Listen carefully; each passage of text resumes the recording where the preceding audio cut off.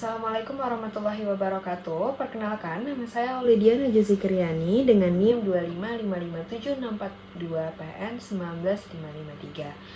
Saat ini saya akan mempresentasikan materi mengenai karakteristik and dynamics of estuary ecosystem.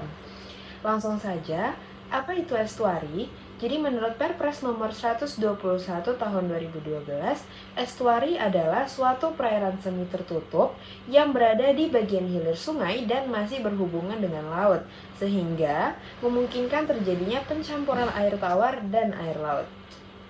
Estuari ini terletak di wilayah pesisir tempat bertemunya air tawar dari sungai dengan air laut, dan secara umum estuari berada di muara sungai yang mengalir ke laut. Estuari ini berperan penting sebagai penyedia nutrien, dan contoh lokasi-lokasi estuari di Indonesia yaitu estuari Sagara Anakan di Jawa Tengah, estuari Muara Angke di Jakarta, dan estuari di Teluk Manado. Selanjutnya, untuk karakteristik fisik estuari, yang pertama yaitu ada salinitas yang tingginya itu bervariasi dari hampir 0 di hulu dan mendekati salinitas air laut di muara, dan akan berubah saat terjadinya pasang surut. Yang kedua yaitu ada gradien salinitas. Yang ketiga ada pola sirkulasi air yang didominasi oleh efek pasang surut air laut yang kuat. Yang keempat yaitu ada sedimentasi yang didominasi dengan endapan sedimen halus yang berlumpur dibawa oleh air tawar dan air laut. Lalu yang kelima ada suhu. Suhu pada estuari ini dapat bervariasi tergantung musiman dan harian, dan menurun jika jarak dari daratan menuju laut terbuka. Nah, selanjutnya yaitu karakteristik kimia pada estuari. Yang pertama ada dissolved oksigen. Konsentrasi oksigen terlarut pada estuari ini cenderung lebih rendah dibandingkan di laut terbuka. Lalu yang kedua ada pH yang bervariasi, umumnya dipengaruhi oleh massa air yang masuk, dan air tawar di estuari ini cenderung asam, dan air laut lebih alkalis atau lebih asin. Nah, yang ketiga yaitu kaya nutrien dan bahan organik, menerima masukan bahan organik dan anorganik yang tinggi dari daratan melalui sungai, dan menjadi lingkungan yang produktif namun rentan dengan akumulasi polutan seperti logam berat. Lalu yang ketiga yaitu karakteristik biologi estuari. Terdapat keanekaragaman hayati yang rendah hingga sedang, dan lebih rendah jika dibandingkan dengan ekosistem laut ataupun air tawar, dikarenakan hanya beberapa organisme yang bisa bertahan hidup di zona transisi. Yang kedua yaitu vegetasi seperti mangrove dan lamun. Tanaman seperti pohon bakau ini mampu beradaptasi dengan cepat di wilayah yang mengalami perubahan salinitas atau yang disebut dengan neurohalin dan pasang surut. Lalu estuari ini juga menjadi area pembesaran atau nursery ground. Nah, selanjutnya yaitu dinamika estuari. Dinamika estuari ini merupakan interaksi kompleks antara aliran air tawar dari sungai dan air asin dari laut di wilayah pesisir yang semi tertutup. Terdapat beberapa faktor-faktor yang mempengaruhi dinamika estuari. Yang pertama yaitu aliran air tawar dan air laut yang menjadi faktor utama untuk membentuknya karakteristik estuari. Yang kedua yaitu pasang surut yang berperan penting dalam sirkulasi air dan dapat mempengaruhi konsentrasi nutrien di dalam estuari. Yang ketiga yaitu ada topografi dan geomorfologi yang membentuk fisik dari estuari seperti kedalaman dan material pembentukannya. Selanjutnya yaitu ada iklim dan tektonik.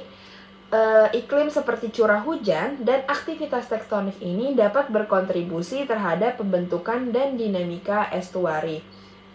Selanjutnya ciri-ciri dan dampak dari dinamika estuari. Yang pertama yaitu ada salinitas fluktuatif. Dikarenakan pencampuran air tawar dan air laut ini, salinitas pada estuari itu dapat berubah-ubah dan menjadi fluktuatif. Nah, lalu sebagai pusat nutrisi yang berperan sebagai ekosistem yang kaya akan nutrisi dan menjadi sumber zat hara penting bagi ekosistem laut dan sekitarnya. Dan selanjutnya yaitu lingkungan yang unik. Nah, organisme di dalam estuari ini harus dapat beradaptasi dengan kondisi yang selalu berubah-ubah. Nah, lalu selanjutnya yaitu fungsi dari estuari. Estuari ini berfungsi sebagai penyerap energi gelombang, terutama saat pasang tinggi atau badai. Yang kedua yaitu menyediakan kombinasi air tawar dan air laut yang kaya nutrien sehingga cocok untuk pertumbuhan larva dan juvenil ikan. Selanjutnya, estuari ini berfungsi sebagai filter penyaring polutan dari sungai sebelum mencapai laut. Nah, selanjutnya, fungsi estuari ini juga menjadi nilai ekonomi untuk perikanan, wisata, dan juga pelabuhan. Nah, kemudian dampak manusia pada ekosistem estuari yaitu yang pertama pencemaran air yang memberikan dampak buruk dari limbah industri, rumah tangga, dan juga pertanian yang masuk ke wilayah ekosistem estuari. Nah, dampak ini dapat memicu kematian pada biota seperti ikan, gastropoda, dan plankton.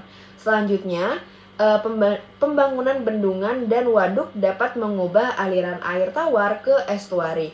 Lalu, terdapat pencemaran plastik dan mikroplastik yang ditemukan di perut-perut ikan dikarenakan sampah plastik yang terbawa dari darat ke ekosistem estuari. Nah, selanjutnya, strategi manajemen untuk ekosistem estuari. Strategi yang dapat dilakukan yaitu yang pertama ada restorasi habitat mangrove dan rehabilitasi area rawa asin atau padang lamun yang rusak. Lalu yang kedua ada pengurangan limbah industri, rumah tangga, dan pertanian sebelum masuk ke estuari. Lalu yang ketiga ada Integrated Coastal Zone Management. Ini untuk mengelola semua aspek wilayah pesisir secara terpadu untuk mencapai pembangunan yang berkelanjutan. Nah, yang keempat yaitu masyarakat ikut berperan penting dalam menjaga estuari melalui kegiatan seperti penanaman mangrove, pembersihan pantai, dan pemantauan kualitas air. Selanjutnya ada monitoring kualitas air secara berkala, dan yang terakhir penegakan hukum lingkungan. Nah, kesimpulan dari materi ini yaitu estuari merupakan ekosistem peralihan antar sungai dan laut yang memiliki karakteristik fisik seperti gradien, salinitas, pasang surut, sedimentasi, dan untuk kimia ada oksigen terlarut, nutrien dan bahan organik, dan biologi yaitu keanekaragaman hayati yang didukung oleh vegetasi mangrove dan lamun yang dinamis. Serta estuari memberikan manfaat ekosistem yang penting seperti perlindungan pesisir dan habitat biota. Sekian dari materi presentasi yang saya sampaikan. Maaf jika ada kesalahan dan kekurangan dalam penyebutan. Saya akhiri. Wassalamualaikum warahmatullahi wabarakatuh.